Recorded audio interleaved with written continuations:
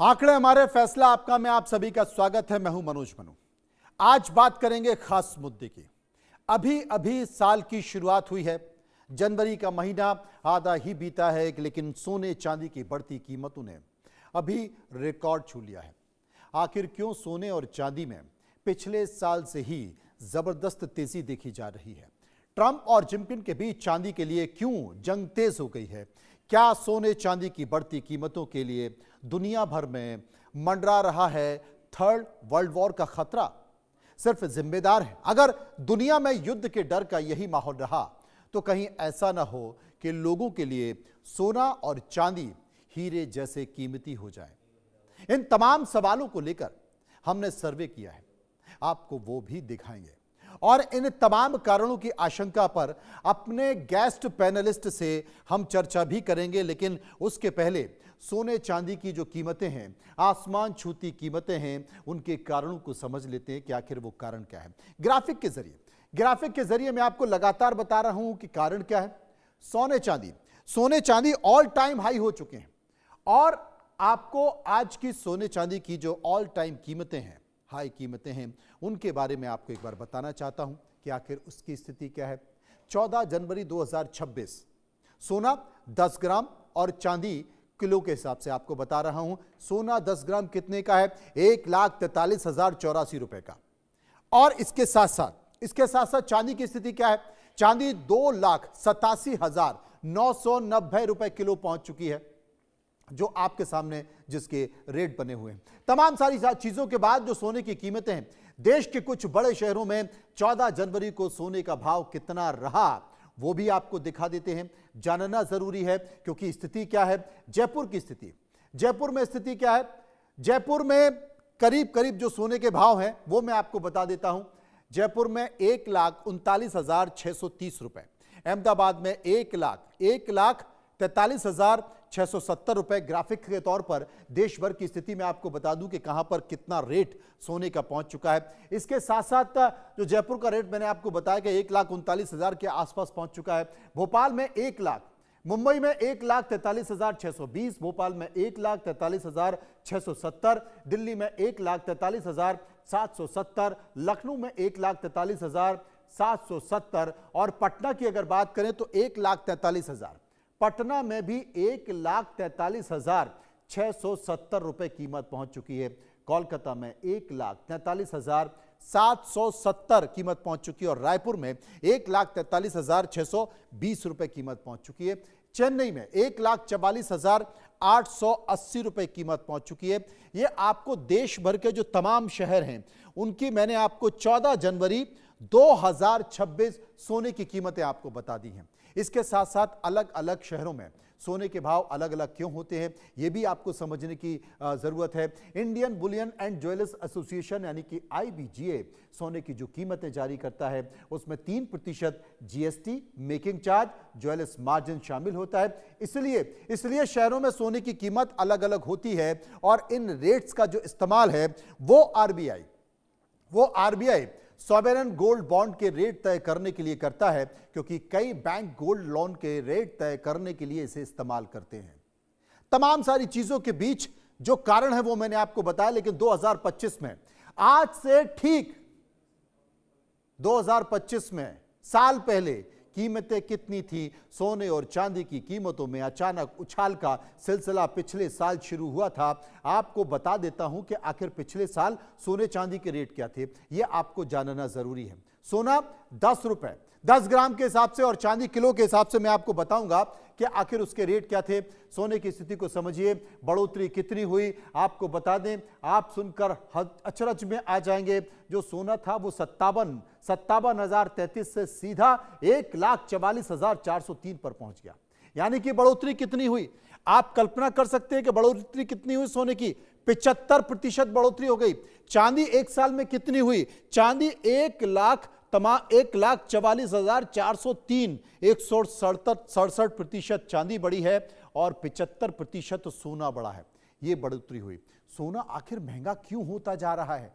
लोग समझ नहीं पा रहे हैं। मैं आपको समझाने की कोशिश करता हूं कि सोना क्यों महंगा होता जा रहा है। इसके 3 कारण हैं और वो कारण बहुत महत्वपूर्ण है क्योंकि डॉलर कमजोर हो रहा है, वैश्विक अस्थिरता बढ़ रही है। जो तीन बड़े कारण हैं सोना बढ़ने के, वो आपके सामने हैं। डॉलर कमजोर हो रहा है, वैश्विक अस्थिरता है और रिजर्व बैंक, ये तीन बड़े कारण हैं, इसलिए सोना बढ़ रहा है। और तीन प्रमुख कारण मैंने आपको बता दिए। अब इन तीनों कारणों को थोड़ा विस्तार से समझिए, आप समझ जाएंगे कि सोना कहां जाएगा, स्थिति क्या है। जो बड़े कारण हैं विस्तार से मैं आपको समझा देता हूं, क्योंकि डॉलर कमजोर हो रहा है। डॉलर कमजोर हो रहा है, अमेरिका के ब्याज दर घटाने से ये डॉलर टूट रहा है, सोने की होल्डिंग बढ़ रही है, कॉस्ट कम हो रही है। लोग लगातार ये जो होड़ है उसके कारण सोना खरीदने लगे हैं। उनको लग रहा है कि पता नहीं आगे जाके हम सोना खरीदने की स्थिति में रहेंगे, चांदी खरीदने की स्थिति में रहेंगे, तो वो सोने की होल्डिंग करने लगे हैं। आम आदमी भी कर रहा है, माफिया भी कर रहा है। वैश्विक अस्थिरता, रूस यूक्रेन के बीच जो 4 साल से युद्ध चल रहा है, वो एक बड़ा कारण है। अमेरिका का वेनेजुएला पर हमला, वो एक बड़ा कारण है। और ईरान पर अमेरिका के हमले की आशंका, ये भी एक बड़ा कारण है। अगर वो हमला हो गया तो सोना और ऊपर चला जाएगा, चांदी और ऊपर चली जाएगी। दुनिया में लगातार जो बढ़ता युद्ध के खतरे हैं, उसके कारण सोना सबसे सुरक्षित निवेश माना जा रहा है। यह बड़ा कारण है। अब दूसरा स्थिति क्या है? Reserve bank. चीन जैसे देश अपने रिजर्व बैंक में सोना जमा कर रहे हैं। 900 टन से ज्यादा साल भर में खरीदारी की है चीन ने। आप कल्पना कीजिए। अब चांदी क्यों महंगी हो रही है? लोग कह रहे थे साहब चांदी तो चांदी है, बहुत सामान्य सी चीज है। कहा जाता है कि गरीब लोग चांदी खरीदते हैं और वो इसके गहने पहनते हैं, लेकिन चांदी भी अब बढ़ती जा रही है। कहा जा रहा है कि ये कल्पना से परे आगे जाके इसका निवेश होगा। अब इसकी मांग क्या है? एक तो इंडस्ट्रियल मांग बढ़ रही है, इंडस्ट्री में चांदी की मांग लगातार बढ़ रही है। कारण क्या है? सोलर पैनल जो बनते हैं उसमें चांदी का इस्तेमाल होता है। इलेक्ट्रॉनिक्स आइटम जो हैं उसमें चांदी की खपत ज्यादा हो रही है।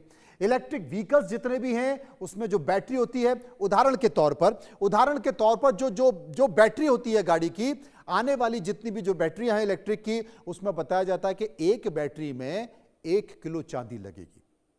कितनी गाड़ियां बनेगी, कितनी चांदी लगेगी? आप कल्पना कर सकते। चांदी अब सिर्फ ज्वेलरी के लिए नहीं, बल्कि इंडस्ट्री में इसका बहुत ज़्यादा इस्तेमाल हो रहा है। इंडस्ट्री के लिए ज़रूरी कच्चा माल है ये, इसलिए इसकी खपत बढ़ रही है। दूसरी जो महत्वपूर्ण बात मैं आपको बताने जा रहा हूं, ट्रंप का जो टैरिफ वॉर है, वो अमेरिकी कंपनियां इसके कारण चांदी की भारी स्टॉक जमा कर रही हैं। चांदी की ग्लोबल सप्लाई की कमी हो गई है, ये एक बड़ा कारण है। तीसरा बड़ा कारण मैन्युफैक्चरर जो है उसमें कंपटीशन हो रहा है। रोजमर्रा की जरूरतों के प्रोडक्ट में चांदी की खपत बढ़ रही है। प्रोडक्शन रुकने से के डर से चांदी की भारी खरीदारी हो रही है। जितने भी प्रोडक्ट बन रहे हैं, लोग कह रहे हैं कि अगर चांदी मार्केट में महंगी हो गई या फिर नहीं मिली तो दिक्कत हो जाएगी, इसलिए जमा कर लो। जमाखोरी इसे कहते हैं, बड़े पैमाने पर हो रही है। अब जानकार ये बताते हैं कि चांदी की मांग में अभी तेजी है और ये तेजी अभी बनी रहेगी। चांदी तो कम नहीं होने वाली, ये आप मान लीजिए। इसलिए अनुमान ये जताया जा रहा है कि चांदी इस साल 2,75,000 रुपए तक जा सकती है, से ऊपर भी जा सकती है, अनुमान है। यही हाल अगर सोने की मांग का रहा, इसलिए सोना भी इस साल के अंत तक 1.5 लाख रुपए प्रति 10 ग्राम तक जा सकता है। कोई बड़ी बात नहीं, इससे ऊपर भी जा सकता है। युद्ध हो गए और आरी चीजें हो गई, तमाम सारी चीजें, तो वहां पर भी इस तरह की स्थिति देखी जा सकती है। लेकिन चांदी पर, अब चांदी का एक खेल आपको समझने की जरूरत है, क्योंकि चांदी में देश की दो बड़ी शक्तियां हैं, वो आमने सामने हैं, और उनका आमने सामने उनकी लड़ाई होना, वो चांदी का भी एक बड़ा कारण है बढ़ने का। क्योंकि चांदी पर ट्रंप और जिनपिंग दोनों के बीच जंग हुई पड़ी है। उसका कारण है, दरअसल चांदी की बढ़ती कीमतों के लिए अमेरिका और चीन की जो लड़ाई है उसको अहम माना जा रहा है। अमेरिका और चीन की लड़ाई में कैसे चांदी महंगी होती जा रही है, इसको आपको समझना होगा।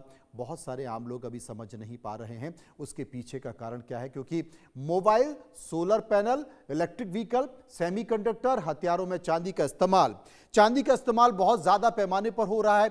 बिना चांदी के मॉडर्न जो इकोनॉमी है उसकी काफी रफ्तार धीमी पड़ सकती है। और दूसरी जो सबसे बड़ी बात मैं आपको बताने जा रहा हूं, मैक्सिको दुनिया का सबसे बड़ा चांदी का उत्पादक देश है। हर साल मैक्सिको से बड़ी मात्रा में ग्लोबल सिल्वर सप्लाई, मैक्सिको से निकलने वाली चांदी की प्रोसेसिंग का बड़ा हिस्सा अगर कोई लेता है, कच्चा माल अगर कोई लेता है तो वो चीन लेता है। प्रोसेसिंग करने वाले देश के पास कंट्रोल है चांदी का। अभी प्रोसेसिंग के चलते चांदी का जो कंट्रोल है वो चाइना के पास है, चीन के पास है। ट्रंप चांदी के प्रोडक्शन और प्रोसेसिंग को सीधे टारगेट कर रहे हैं, इसलिए वो मैक्सिको पर भी हमला करने की बात कर रहे हैं। मैक्सिको पर दबाव बनाकर चांदी की सप्लाई, प्रोसेसिंग को चीन से वो अलग करना चाहते हैं और यही ट्रंप का मकसद है। चीन की मैन्युफैक्चरिंग, ट्रेड इंडस्ट्री की सप्लाई चेन को तोड़ना। ट्रंप अमेरिका की इंडस्ट्रियल सिक्योरिटी को मजबूत और चीन की ताकत को कमजोर करना चाहते हैं। इसलिए ये हालात बने हुए हैं। अब सबसे बड़ी बात है कि क्यों ऐसा कर रहे हैं। 1 जनवरी 2026 से 1 जनवरी 2026, गौर करिएगा, बहुत महत्वपूर्ण है। 1 जनवरी 2026 से चीन ने चांदी के एक्सपोर्ट पर सख्ती कर दी, साइड रिस्ट्रिक्शन लगा दी है। इससे अमेरिका को डर है कि भविष्य में चीन चांदी को रणनीतिक हथियार के तौर पर कहीं इस्तेमाल न कर ले। अमेरिका को यह बात और खल रही है कि चीन की कंपनियां उसके बैकयार्ड यानी कि मैक्सिको और लैटिन अमेरिका में गहराई तक घुस चुकी है चांदी के कारण। इसलिए डर रहा है और जितना चांदी ऊपर जाएगा उतना डॉलर नीचे जाएगा। इसलिए ट्रंप घबरा रहे हैं। अभी बीच में अचानक से चांदी ऊपर गया था, ट्रंप ने खेल खेला और चांदी नीचे चली गई। यह खेल चल रहा है, यह खेल आप नहीं समझ पाएंगे। असल में दुनिया में सोने चांदी के भंडार कितने हैं, एक नजर इस पर भी डाल दीजिए कि आपको सोना मिलेगा नहीं मिलेगा, चांदी मिल पाएगी नहीं मिल पाएगी, या ये दूर की कौड़ी हो जाएंगे। लेकिन अभी है, जमीन में, धरती के नीचे बहुत माल है। इस साल यानी कि जनवरी 2026 तक के ताजा आंकड़े बताते हैं कि दुनिया भर में अब तक करीब 2,44,000 मैट्रिक टन सोना खोजा जा चुका है, जिसमें करीब 57,000 मैट्रिक टन अभी भी जमीन के नीचे सुरक्षित भंडार के तौर पर है। जबकि अनुमान के मुताबिक दुनिया में जो भूमिगत चांदी करीब 6,41,400 मैट्रिक टन है। 6,41,400 मैट्रिक टन आपको मिल जाएगा, चिंता करने की बात नहीं है। लेकिन कितने में मिलेगा ये किसी के हाथ में नहीं है, ये कोई तय नहीं कर सकता। ये कीमतें लगातार बढ़ रही हैं। अब किस देश के पास कितना सोना है ये जान लेना जरूरी है, क्योंकि यही ताकत है। सोना चांदी ही आगे आने वाले समय में ताकत होगी। आपको दुनिया के कुछ टॉप देश में बताना चाहता हूं, किस देश के पास कितना सोना है, कितनी चांदी है। आपकी दुनिया के कुछ टॉप देश हैं जिनमें केंद्रीय बैंकों में कुल कितना भंडार सोने का है, उसको आप जान लीजिए। और आप जानकर खुशी होगी कि सोने के भंडार के मामले में भारत टॉप 10 देशों में आता है, जबकि अमेरिका पहले नंबर पर आता है। सबसे ज्यादा सोना अमेरिका के पास है। अब किसके पास कितना सोना है, केंद्रीय बैंकों में, देशों की बैंकों में कितना जमा है, मैट्रिक टन के हिसाब से आपको सोना बता देता हूं। अमेरिका के पास कितना है, ग्राफिक के जरिए मैं आपको दिखाऊंगा। आप देखिए कि किस देश के पास कितना सोना है मैट्रिक टन में। अमेरिका के पास कितना, 8,133.5 मैट्रिक टन। और जर्मनी के पास 3,351.2 मैट्रिक टन। इटली के पास 2,451.8 मैट्रिक टन। फ्रांस के पास 2,437 मैट्रिक टन। इसके अलावा अब भारत का भी नंबर आएगा। मैं आपको बता दूं, ये तमाम देशों के साथ साथ जो स्थिति बनी हुई है, किस देश के पास कितना सोना है, वो मैं आपको बता रहा हूं। ये 4 देश मैंने आपको बताया, बाकी के देश भी आपको बता रहा हूं कि रूस के पास कितना, भारत के पास करीब 880 के आसपास है। ग्राफिक के जरिए मैं आपको बता रहा हूं, क्योंकि इसमें भी भारत का नहीं है, लेकिन भारत के जो 4 बाकी के जो 4 देश हैं, 880 मैट्रिक टन के आसपास भारत के पास है। ये देखिए, ये रूस 2,332.7 मैट्रिक टन और भारत के पास 880.18 मैट्रिक टन भारत के पास। कम है लेकिन फिर भी ठीक है। अब खास बात यह है जनाब, इतना घरों में भी है, तनाव लेने की जरूरत नहीं है।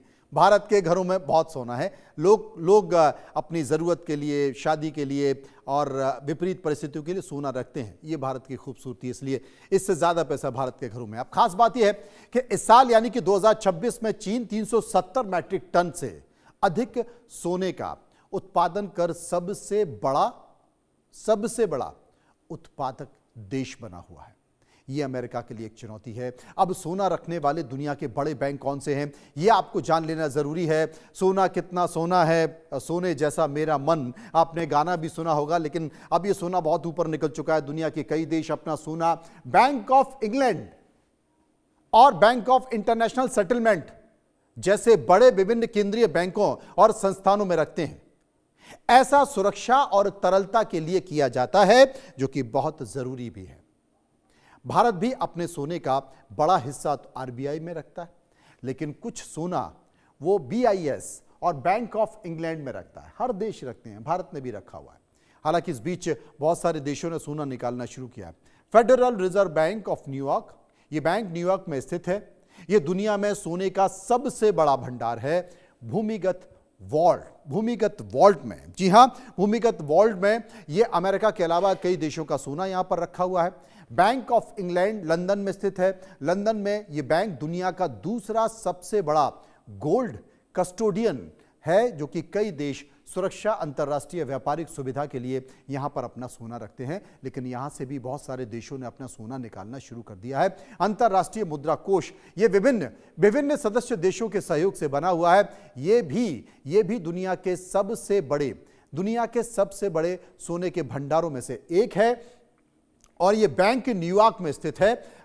युद्ध या फिर राजनीतिक अस्थिरता के हालात में भी यहां पर सोना सुरक्षित रखा रहता है। इसलिए कई देश विदेशों में अपना सोना रखते हैं, और जहां पर रखा है वो गारंटी के साथ रखा जाता है। वो तमाम देशों की संधि है, तमाम देशों की अंडरस्टैंडिंग है कि भाई ये जिसका भी है वो रखा जाएगा, इससे कोई नुकसान नहीं पहुंचाएगा। अब किस देश के पास चांदी कितनी है, सोने के बाद अब चांदी, आप देखिए कि किस देश के पास कितनी चांदी है, वो मैं आपको ग्राफिक के जरिए बताता हूं। बहुत देखने, सबसे ज्यादा एक छोटा सा देश जिसके पास इतनी चांदी है जो दुनिया में किसी के पास नहीं है, और उस देश का नाम है पेरू। आपने शायद नहीं सुना होगा। पेरू के पास जो चांदी है वो मैट्रिक टन में बता रहा हूं। ये चांदी आप देखिए, इकाई, दाई, सैकड़ा, हजार, 10,000, lakh, 14 lakh metric tonne. Australia के पास 94,000 मैट्रिक टन, रूस के पास 92,000 मैट्रिक टन, चीन के पास 70,000 मैट्रिक टन, पोलैंड के पास 61,000 मैट्रिक टन, और मैक्सिको के पास 37,000 मैट्रिक टन, भारत के पास 8,000 मैट्रिक टन, पेरू से बहुत कम। अब पेरू के पास दुनिया के जो कुल भंडार हैं, कुल भंडार का करीब जो चांदी है वो 22% है पूरे दुनिया में जो चांदी है, और पेरू के पास 22% चांदी, पूरी दुनिया की चांदी का 22% हिस्सा। मैक्सिको दुनिया का सबसे बड़ा चांदी का उत्पादक देश है, वहां पर चांदी निकलती है, बनती है, लेकिन भंडार के मामले में 37,000 मैट्रिक टन के साथ वो छठे स्थान पर है। दूसरे नंबर पर उत्पादक है, लेकिन भंडार के मामले में वो है। अब इसी मामले को लेकर, चूंकि सोने चांदी पर पूरे देश की निगाहें बनी हुई हैं, इसी को लेकर हमने एक सर्वे कराया है, कुछ सवाल पूछे हैं लोगों से। उन सवालों के साथ लोगों ने इस पर अपनी राय भी दी है, वो मैं राय आपको दिखाने की कोशिश करूंगा। सबसे पहले सवाल जो हमने लोगों से पूछा वो आपकी टीवी स्क्रीन पर पहला सवाल था कि सोने चांदी की जो कीमतें हैं, उन कीमतों में बढ़ोतरी के आखिर कारण क्या है। 22% लोगों ने कहा वैश्विक युद्ध, 22% लोगों ने कहा, 21% लोगों ने कहा डिमांड ज्यादा है। कितने? 21% लोगों ने कहा। 17% लोगों ने कहा कि अमेरिका का जो तानाशाही रवैया है उसके कारण हुआ है, और 36% लोग, जो सबसे ज्यादा महत्वपूर्ण हैं, वो बात कर रहे थे जमाखोरी की। जमाखोरी के कारण ऐसा हो रहा है, माना जा सकता है। 4% इस पर कुछ भी कहना नहीं चाहते थे। सर्वे का एक और सवाल जो हमने लोगों से पूछा कि क्या आप ये मानते हैं कि सोना और चांदी सबसे सुरक्षित निवेश है? रोचक। क्या आप मानते हैं कि सोना और चांदी सबसे सुरक्षित निवेश में से आता है? 63% लोगों ने कहा, 63% लोगों ने कहा हां सबसे सुरक्षित निवेश है। 36% ने कहा नहीं है। 1% कुछ भी कहना नहीं चाहते। सर्वे का एक और सवाल जो हमने लोगों से पूछा, क्या भविष्य में सोने से नहीं चांदी से अर्थव्यवस्था तय होगी? क्या भविष्य में सोने से नहीं चांदी से अर्थव्यवस्था तय होगी? 47% लोगों ने हां कहा। कितने? 47% लोगों ने हां कहा, 42% ने ना कहा, 11% इस पर कुछ भी कहना नहीं चाहते थे। एक और सवाल, क्या दुनिया में युद्ध का खतरा टला तो सोना और चांदी औंधे मुंह गिर जाएंगे, बहुत ज्यादा दामों में कटौती हो जाएगी। अब देखिए लोग क्या मान रहे हैं, ये कीमतें बढ़ने का एक कारण भी है। 26% लोगों ने कहा कोई फर्क नहीं पड़ेगा, कीमतें कम हो सकती हैं, 40% लोगों ने कहा। और 26% जो बाकी के लोग थे वो क्या कह रहे थे, कीमतें स्थिर रहेंगी चाहे युद्ध चलता रहे या बढ़ता रहे। और 8% इस पर कुछ भी कहना नहीं चाहते थे। सर्वे का एक और सवाल, क्या सोने चांदी की कीमतें बढ़ने से महंगाई भी बढ़ रही है? महंगाई तो बढ़ रही है, तो क्या सोने चांदी की कीमतें बढ़ रही हैं तो महंगाई भी बढ़ रही है? 30% लोगों ने कहा खाने पीने की चीजें महंगी हो रही हैं, 30% लोगों ने कहा। और 35% लोगों ने कहा रोजमर्रा के सामान महंगे हो रहे हैं और शेयर बाजार में तेजी आ रही है, 21% लोगों ने कहा। और 14% लोग इस बात का जिक्र कर रहे थे कि कह नहीं सकते या फिर पता नहीं है। तमाम बातों के साथ साथ ये बड़ा रोचक विषय था, इसलिए हम आपके सामने लेकर आए थे। हमने इस पर सर्वे भी कराया, जनता से भी पूछा, जानने की कोशिश की कि आखिर वो क्या कहना चाहते हैं, इसलिए हमने तमाम सारी बातों के किया। कुछ मेहमान मेरे साथ मौजूद होंगे, समझने की कोशिश करेंगे, जानने की कोशिश करेंगे। कुछ मेहमान मेरे साथ जुड़ेंगे, उनसे हम बात करेंगे क्योंकि इस विषय पर वो क्या सोच रहे हैं, बाजार के जानकार, अंतर्राष्ट्रीय मामलों के जानकार, उनके साथ साथ कुछ और भी ख़ास लोग कि वो इस मामले पर क्या कह रहे हैं, क्या समझ रहे हैं। सबसे पहले अनुराग के पास मैं चलूँगा, उनसे समझने की कोशिश करूँगा। इंडिया न्यूज़ पर अनुराग जी मेरे साथ मौजूद हैं। अनुराग जी, इस पूरे मामले को आप कैसे देखते हैं? जी, अगर हम आज से कुछ नहीं तो सिर्फ 400 से 500 साल पीछे जाएं, तो भी अगर आप देखेंगे कि उस समय भी जो मेटल था, जिसे आप प्रीशियस मेटल बोलते हैं आज के ज़माने में, तब भी वही था। सोना तब भी था, आज भी था। अगर आज भी कुछ लोग जो ट्रेजर ढूंढने जाते हैं, यानी कि खजाना ढूंढने जाते हैं, तो खजाना किस चीज़ का ढूंढने जाते हैं? वो सोना ढूंढने जाते हैं। बहुत सालों पहले समुद्र में जहाज डूब जाया करते थे, तो क्या करने जाते थे? सोना लेके जा रहे थे, और जहाज डूब गया तो आज भी लोग जाके उसके अंदर सोना ढूंढ रहे हैं। तो सोना बहुत सालों से और बहुत दशकों से और बहुत सेंचुरी से एक एक रिजर्व मेटल के रूप में यूज किया गया है। कभी भी कोई भी समस्या आती है जिंदगी में, या फिर देश पे या राजा पे या किसी आदमी पे, तो वो एक छोटा सा मेटल लेके भाग सकता है और आने वाले समय में उसको कैश करके अपने आप को फिर से स्थिर कर सकता है। तो बहुत सालों से प्रीशियस मेटल के रूप में, यानी कि अपनी जितनी भी आय होती थी उसको बचाने का एक तरीका जो ह्यूमन बीइंग ने सोच रखा है, वो सोना ही रखा है। हम अपने अपने दशक की बात करते हैं, हम अपने जमाने की, अपने जीवन काल की बात करते हैं। मैं कुछ नहीं, ज्यादा नहीं तो सिर्फ 25 साल पीछे जाना चाहता हूँ। तो सोने की कीमत 15 से 20 हजार रुपए के बीच में हुआ करती थी, सोने की कीमत होती थी। और आज देखिए सिर्फ 15 से 20 साल के अंदर वो 3 गुना या 4 गुना बढ़ गई है। तो ये हमेशा से प्रीशियस मेटल रहा है, और किसी भी युद्ध के क्षेत्र में या किसी भी आपातकालीन सिचुएशन में इसको हम कैश करने की कोशिश करते हैं। तो एक तरह से हमारा ये रिजर्व एक ब्लॉक कह सकते हैं आप, ये कि रहा है। तो ये सोने की कीमतें स्थिर रहेंगी, आने वाले समय में बढ़ेंगी, हमेशा बढ़ती रहेंगी। और इसका रीजन सिर्फ और सिर्फ ये है कि हमारी ह्यूमन पॉपुलेशन बढ़ रही है। ह्यूमन पॉपुलेशन बढ़ने के साथ रिसोर्स जितने होते हैं उसके ऊपर बहुत ज़्यादा दबाव है हमारे देश के अंदर। अगर हम सिर्फ खाने की बात करें तो जितने खेत आज से 100 साल पहले थे, आज भी 100 साल के बाद भी उतने ही खेत हैं, लेकिन खाने वाले लोगों की संख्या डेफिनेटली बढ़ी है। तो आने वाले समय में हर चीज़ की कीमत बढ़ती है, तेल की कीमत बढ़ती है, खाने की कीमत बढ़ती है, हर चीज़ की कीमत बढ़ती है। तो कीमत बढ़ने पे उसको हेज कैसे किया जाए? हेज करने का एक ही तरीका है, सोना है। क्योंकि सोने की क्वांटिटी जो है वो पूरे विश्व के अंदर लिमिटेड है। और इसीलिए जितनी भी करेंसी, अगर आप पुराने जमाने में देखें और आज के जमाने में देखें, तो करेंसी जब छपती है, नई करेंसी छपती है, तो उसका बैकअप जो प्लान होता है, वो बैकअप जो होता है वो सोना ही होता है। आज भी रिजर्व बैंक कहता है कि हमारे पास इतना सोना पड़ा है, उसकी कीमत इतनी है, इसलिए मैं इतनी करेंसी छाप रहा हूं। तो डेफिनेटली सोने को आप इग्नोर नहीं कर सकते, आने वाले समय में ये नीचे भी नहीं गिरेगा। और एक भारतीय वैल्यूज सिस्टम भी है। अगर हम अपनी किसी भी फेस्टिवल में आप देखें, चाहे दिवाली हो, चाहे हमारा अपना कोई फेस्टिवल हो, बर्थडे हो या फिर कोई शादी हो, तो हम सोने का आदान प्रदान करते हैं। तो एक तरह से स्टेटस सिंबल भी समझा जाता है। और भारत में बहुत बहुत सालों से देखा गया है कि सोने की कभी कोई कमी नहीं रही है। हमारे पास सोना अपार रहा है। इसीलिए किसी जमाने में सोने की चिड़िया जी। कहा जाता था, तो वो वर्ड वर्ड अंडरलाइन है कि योगेंद्र सोने की योगेंद्र चिड़िया, सोने कपूर इस को। वक्त हमारे साथ मौजूद हैं, एक बार उनके पास भी चलते हैं। योगेंद्र जी, बड़ी अजीब सी स्थिति है अंतर्राष्ट्रीय बाजारों में। सोने चांदी की स्थिति देखिए, चांदी कहाँ से कहाँ पहुँच रहा है, सोना भी लगातार बढ़ रहा है। अगर हाल फिलहाल में देखा जाए तो करीब 50,000 चांदी बढ़ गया, और 3 दिनों की बात करें तो करीब 35-36,000 चांदी बढ़ चुका है। क्या ये ट्रेंड अभी बना रहेगा? और इस ट्रेंड को देखते हुए ये माना जाए, क्योंकि तलखियां बढ़ रही हैं, बाजार, अगर दुनिया में युद्ध होगा, दुनिया की तलखियां बढ़ेंगी तो सोना चांदी ऊपर जाएगा, लेकिन इसके पीछे का गणित थोड़ा समझाइए कि कहानी क्या है।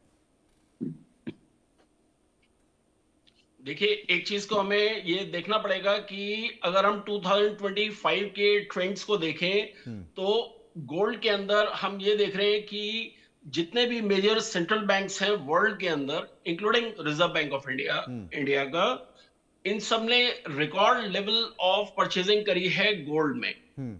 और इसके पीछे जो one of the main prime reasons है वो ये है कि जिस तरीके से अगर हम ये देखें कि 2025 में शुरुआत से ही जियोपॉलिटिकल टेंशंस जो एक रशिया यूक्रेन से शुरू होते हुए जो पुरानी चल रही थी, उसके आगे अगर हम देखें तो वो एस्केलेट होती गई, और उस वजह से मैं ये मानता हूं वन ऑफ द रीजंस जो है वो ये है कि जियोपॉलिटिकल टेंशंस जब होती हैं तो आपको ये समझना है कि उसकी जो इमीडिएट इम्पैक्ट है वो पड़ता है कि आपकी डिमांड एंड सप्लाई के ऊपर जो डिसरप्शंस दिखाई देती है देशों को, तो उसकी वजह से आप ये देखिए कि लोगों की डिपेंडेंसी टुवर्ड्स सेफ एसेट जो है वो बढ़ जाती है। और यही रीजन है, अगर आप ये देखिए कि चाहे गोल्ड है, चाहे अगर हम सिल्वर में भी देखते हैं, तो इंडिया के अंदर हम ये देख रहे हैं कि जिस तरीके से रिकॉर्ड लेवल ऑफ इंक्रीज देखा गया है, मैं ये जरूर मानता हूं कि जिस तरीके का ट्रेंड 2025 में हमने देखा है, शायद उस लेवल का इंक्रीज जो है 2026 में नहीं देखा जाएगा।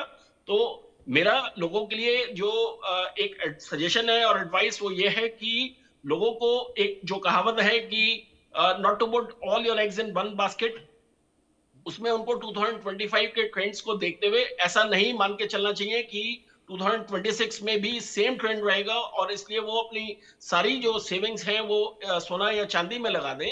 तो इसलिए थोड़ा कॉशियस होने की भी जरूरत है, लेकिन मैं ये जरूर देखता हूं कि इसमें आप ये देखेंगे कि जो इंक्रीज है वो जो है डबल डिजिट के अंदर वो बरकरार है। जो इंक्रीज है वो डबल डिजिट के अंदर बरकरार है। दीपक नागर विदेशी मामलों के जानकार मेरे साथ मौजूद हैं। दीपक, डॉक्टर दीपक, ये लगातार बताया जा रहा है कि अगर तनाव बना रहेगा वैश्विक स्तर पर तो ये चीज़ें देखी जाएंगी। चांदी के बारे में तो ये कहा जा रहा है कि उसका इंडस्ट्रियल डेवलपमेंट बहुत ज़्यादा हो रहा है, उसका इस्तेमाल बहुत ज़्यादा हो रहा है, चाहे वो सोलर में हो या फिर बैटरीज में हो, इसलिए उसकी खपत बढ़ रही है। लेकिन सोने की स्थिति को लेकर ये कहा जा रहा है कि सोने में जो स्थिति है, यानी कि अमेरिका जिस तरीके से तमाम दूसरे देशों पर नज़र गड़ाए हुए, उसमें तेल भी एक बड़ा कारण है, उसमें सोना भी एक बड़ा कारण है। मैक्सिको का जिक्र कर लें क्योंकि बड़ा उत्पादक है मैक्सिको चांदी का, और वहाँ पर भंडारण भी करीब दूसरे नंबर पर आता है, इसलिए बार बार अब ट्रंप की नज़र मैक्सिको पर बनी हुई है। क्योंकि चाइना में जिनपिंग ये चाहते हैं कि चांदी ऊपर जाए, और अगर चांदी ऊपर जाएगी तो डॉलर की जो इकोनॉमी है अभी वर्ल्ड लेवल पर, विश्व स्तर पर, उसे नुकसान पहुंचेगा। इसलिए ट्रंप चाहते हैं कि नहीं, मेरे डॉलर को नुकसान नहीं होना चाहिए, उसके लिए अगर मुझे कहीं बम भी गिराना पड़े तो मैं बम गिरा दूंगा। बहुत बहुत धन्यवाद। देखिए, आपने बहुत बेहतर तरह से आपने ही इस बात को बताया, और मैं बात आगे बढ़ाऊंगा। अनुराग जी और योगेश जी ने जो समझाया है कि एक बेसिक डिमांड और सप्लाई का रूल तो है ही कि भाई लिमिटेड मेटल है और डिमांड है तो प्राइस बढ़ेगा। बट जैसा कि योगेश जी ने बताया कि पिछले कुछ समय से, चाहे रशिया यूक्रेन हो, चाहे वेस्ट एशिया में क्राइसिस हो, चाहे साउथ एशिया में क्राइसिस हो, जिस तरह से जियोपॉलिटिकल मुद्दे चल रहे हैं, जिस तरह से एक युद्ध की आशंका, एक वर्ल्ड वॉर 3 की आशंका हमारे सर पर है, उससे पैनिक बाइंग होती है। ये सिर्फ सेंट्रल बैंक्स की ही बात नहीं है। अभी आप ईरान में देखिए या किसी भी आप देश में देखिए जहाँ क्राइसिस होता है, जहाँ महंगाई बहुत ज़्यादा बढ़ जाती है, जहाँ करेंसी का दाम एकदम बहुत ज़्यादा गिर जाता है, तो ऐसे में लोग गोल्ड को एक सेफ एसेट की तरह यूज़ करते हैं। बात करते हैं जो पॉलिटिकल क्राइसिस की, अब अभी हमको 2026 में इनमें से कुछ कम होता तो दिखाई नहीं दे रहा है और बढ़ रहा है। और सिमिलरली कुछ नए इवेन्यूज और क्रिएट हो रहे हैं जियोपॉलिटिकल लड़ाइयों के। तो हम देख सकते हैं जो पिछले साल जो भारी उछाल रहा है सोने की कीमतों में, ऑब्वियसली वो एक सिंगल फैक्टर उसको ड्राइव नहीं करता है, बट जिस तरह से वो, जिस तेजी से वो उछला है, उसके पीछे जियोपॉलिटिकल कारण प्रमुख रहे हैं। अब आप समझिए, आपने बहुत बेहतर तरह से बताया कि मैक्सिको पर ट्रंप की नजर है। आप समझिए वेनेजुएला का आप मुद्दा ले लीजिए, तो आप समझिए कि डॉलर कमजोर ना हो, डॉलर मजबूत रहे और डॉलर इंटरनेशनल मार्केट का एक चैंपियन रहे, उसको सस्टेन करने के लिए ट्रंप ये सब करेंगे और वो ईरान में भी मिलिट्री इंटरवेंशन कर सकते हैं। सिमिलरली हमको ये समझना है कि उससे क्या होगा, उससे गोल्ड की कीमतें और बढ़ेंगी, क्योंकि वो चाहते हैं गोल्ड डॉलर मजबूत रहे। तो ये सारे फैक्टर्स हैं सर जो ये एस्टेब्लिश करते हैं इस बात को कि जो गोल्ड का ट्रेंड है, जैसा और योगेश जी ने बहुत बेहतर तरह से समझाया कि don't put your all of your eggs in a same basket. आप ये अज्यूम नहीं कर सकते कि वो उतना ही बढ़ेगा, बट दूसरी पॉसिबिलिटी ये भी है कि लड़ाई अगर बहुत बढ़ती है तो हो सकता है कि उससे भी ज़्यादा बढ़ जाए।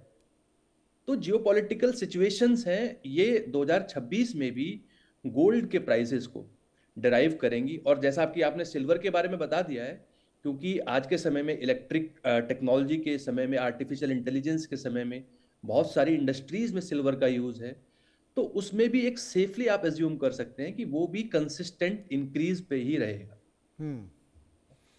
अनुराग शुक्ला मेरे साथ मौजूद हैं। अनुराग शुक्ला, क्या आप मान रहे हैं, क्योंकि बात तो मानवीयता की अमेरिका बार बार करता है, ह्यूमैनिटी की बार बार करता है, लेकिन अब जितनी भी जगह पर वो आंखें दिखा रहा है, उसने वेनेजुएला को दिखाया, ईरान को दिखा रहा है, मैक्सिको पर भी उसकी नज़र है। मैक्सिको पर चांदी के कारण है, क्योंकि वहाँ से चांदी चाइना जा रहा है, चाइना में प्रोसेसिंग हो रही है, वो मजबूत हो रहा है। वेनेजुएला में तेल का भंडार था, उन्होंने कह दिया कि भाई अब इस तेल का मालिक तो मैं हूँ और मैं एक्टिंग प्रेसिडेंट हूँ, अब मैं ही तेल निकालूंगा और मैं ही तेल बेचूंगा, ये भी उन्होंने कह दिया, ये हमारा तेल है, ये भी साफ कह दिया। ईरान पर भी नज़र बनी हुई है। तो जिस तरीके से युद्ध का जो माहौल बन रहा है, उसमें मानवीयता या किसी देश के जो नागरिक हित हैं वो नहीं है, बल्कि अमेरिका के जो हित हैं वो हित प्रमुख हैं, और इसलिए युद्ध का माहौल और तल्खी का माहौल साफ तौर पर बना हुआ है।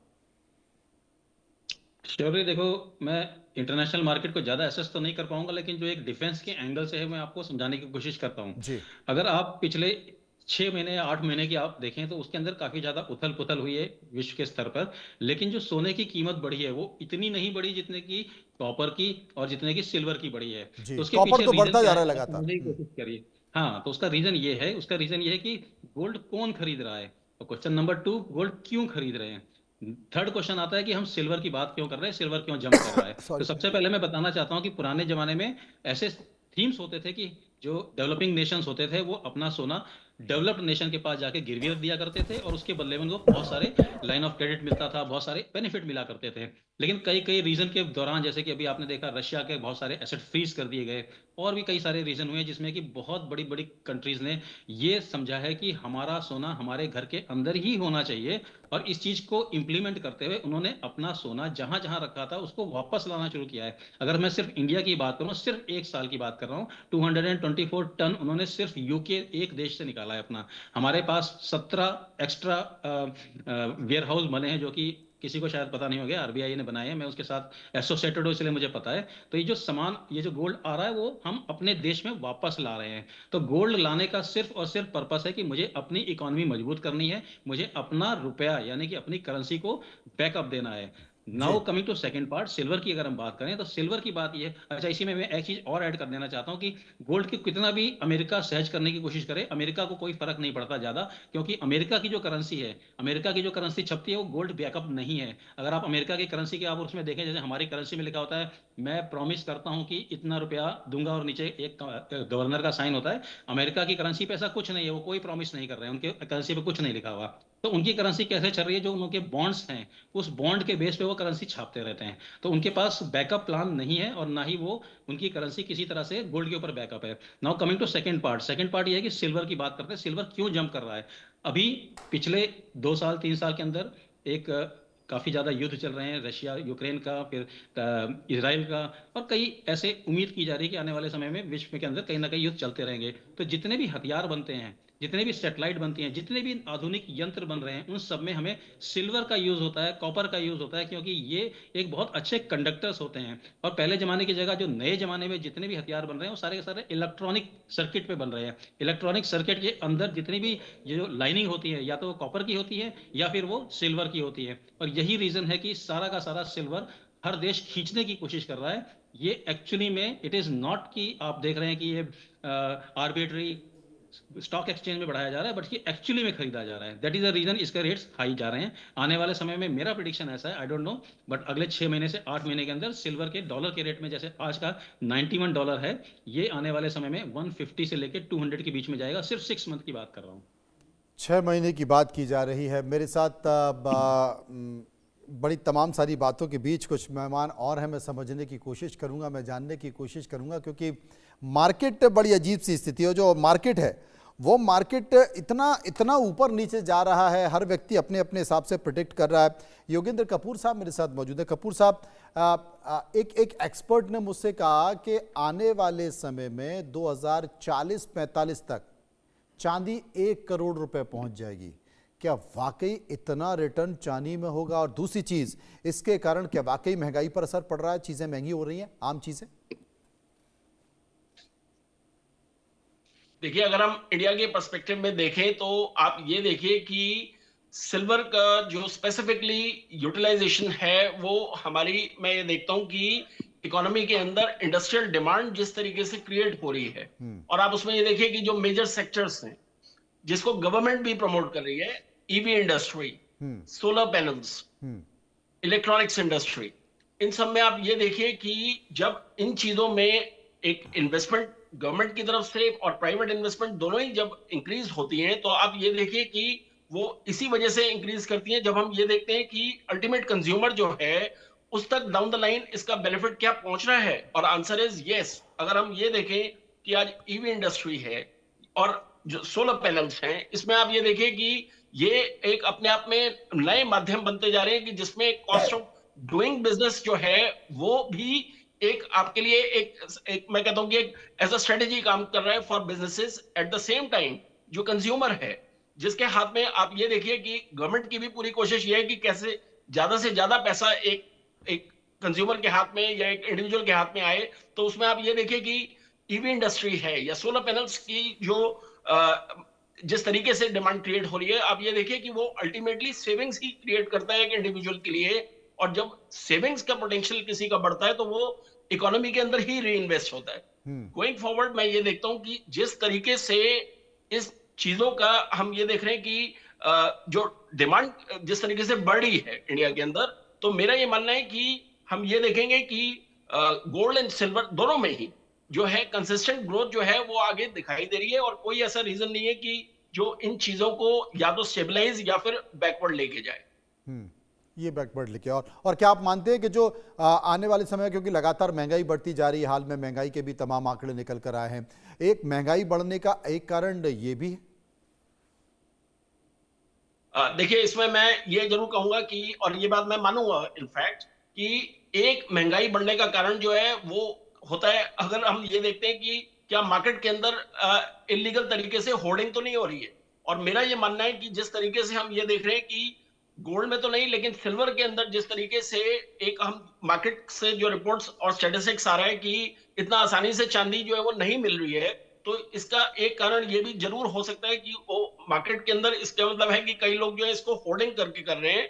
और जब होर्डिंग होती है तो उसमें आप ये देखिए कि वो उसका एक डायरेक्ट इंपैक्ट जो है वो पड़ता है कि चीजों की जो कीमतें हैं और इन्फ्लेशन जो है वो इफेक्ट जो है उस पर नजर आने लगता है। तो मेरा ये मानना है कि इस सिचुएशन में गवर्नमेंट का रोल जो है बहुत सेंट्रल हो जाता है और उनको जो है एक मार्केट मैकेनिज्म के अंदर जो है इस तरीके से काम करना है कि जिससे कि चेक्स एंड बैलेंसेस जो है वो नजर आए और सरप्राइज वे में गवर्नमेंट जो है वो चेक्स रखे कि जिससे कि इलीगल तरीके से होर्डिंग्स जो है वो ना की जाए कहीं भी किसी भी जगह पर। मुझे लगता है कपूर साहब, शायद गवर्नमेंट तो आज तक वायदा कारोबार को गवर्नमेंट नहीं रोक पाई है। कोई भी कहीं पर बैठकर पेपर पे कितना भी कुछ खरीद लेता है, चाहे वो अनाज हो, चाहे वो सोना हो, चाहे वो चांदी हो, वो वायदा को कारोबार आज तक नहीं रुक पाया। तो होल्डिंग को, चाहे वो भारत में हो या फिर दुनिया में हो, शायद बहुत मुश्किल है, क्योंकि बहुत बहुत बड़े बड़े माफिया इसमें इन्वॉल्व हैं।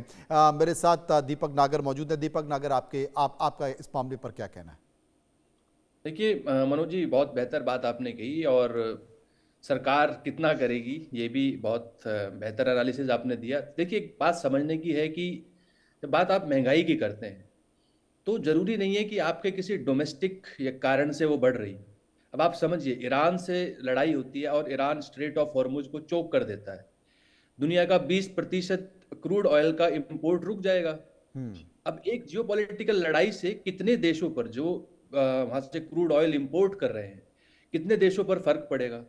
और आप इसको चेन ऑफ इवेंट्स को समझिए, अगर क्रूड ऑयल भारत में महंगा आएगा, किसी भी देश में, किसी भी डेवलपिंग देश में भी तो वो बाकी महंगा चीजें जाएगा, महंगी हो जाएंगी। तो ग्रेजुअली वो बाकी चीज़ों को भी महंगा करता है। तो ऐसे में ये सारे जो जियोपॉलिटिकल सिनेरियोज हैं, ये एक चेन इफेक्ट की तरह काम करते हैं। हमने रशिया यूक्रेन के बाद भी हमने देखा गेहूं की कीमतों में उछाल। सिमिलरली अभी ईरान में हम देख सकते हैं, क्योंकि ईरान मेजर गेहूं अपना इंपोर्ट करता है। तो महंगाई का, और इस तरह से गोल्ड के कमोडिटी और अदर इवन कॉपर कमोडिटी, आप समझिए ये एक चेन के फॉर्म में काम करते हैं। और जो जियोपॉलिटिकल अनसर्टेनिटीज अभी बनी हुई हैं 2026 में, जिसकी गुंजाइश और बढ़ती हुई दिख रही है नए नए आधुनिक हथियारों के साथ, और देशों के बड़पोलेपन के साथ। जैसे आप ट्रंप को देख सकते हैं, वो बोल रहे हैं ग्रीनलैंड को भी अब अपने कब्जे में लेंगे, यूएस की नेशनल सिक्योरिटी के लिए जरूरी है। तो आप समझ सकते हैं कि ये सारे इवेंट से, इस अनसर्टेनिटी से, चाहे गोल्ड का प्राइस हो, चाहे सिल्वर का हो, कॉपर का हो, और इवन अदर कमोडिटीज भी, वो कंसिस्टेंट राइज ही करेंगे। वो लगातार राइज करेंगी, और मुझे लगता है कि तमाम कारण हैं जिनका हमने आज जिक्र किया। बहुत बहुत शुक्रिया करेंगे सभी मेहमानों का जो मेरे साथ इस पूरे मामले पर चर्चा कर रहे थे। फिलहाल तमाम सारी बातों के बीच रुकेंगे यहाँ पर कुछ पलों के लिए, क्योंकि आज हमने फैसला आपका आंकड़े हमारे फैसला आपका में इस मुद्दे पर चर्चा की, क्योंकि आम लोगों से जुड़ा हुआ ये विषय। अगले मुद्दे पर हम आएंगे एक ऐसे ही विषय को लेकर जिसमें आंकड़े भी होंगे और आपका फैसला भी होगा। फिलहाल इतना ही, नमस्कार।